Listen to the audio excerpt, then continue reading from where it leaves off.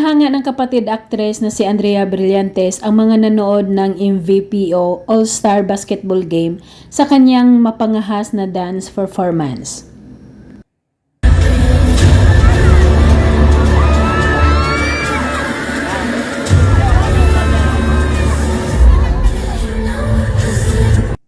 Ito ay ginanap sa Smart Araneta Coliseum. Sa kanyang grand entrance na mangha ang mga audience dahil nakasuot ito ng number 12 white t-shirt at nakasuot ng kulay puting boots.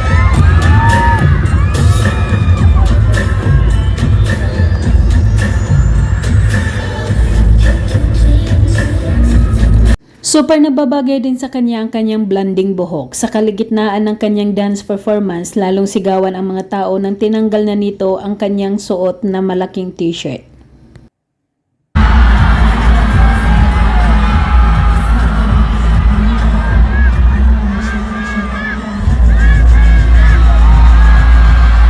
Aliw na aliw ang mga tao na nanood kay Andrea Brillantes habang todo hataw ito sa pagsayaw kasama ang kanyang mga backup dancers sa gitna ng basketball court na talaga namang ginalingan ng dalaga.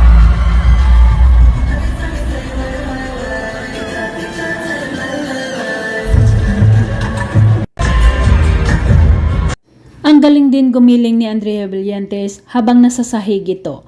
Maliban sa husay sa pag-arte ng kapatid actress na si Andrea, mahusay din ito pagdating sa pagsayaw.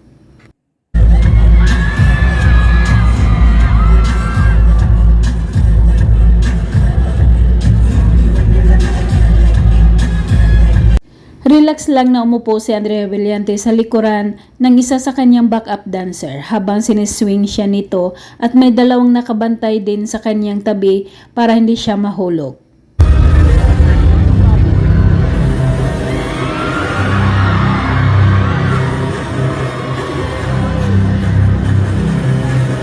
Pagkatapos ng kanyang dance performance, pumagit na si Enrique Hill papunta sa kanyang kinaroroonan upang iabot ang dala nitong flower bouquet para kay Andrea Brillantes at hiyawan ang mga tao.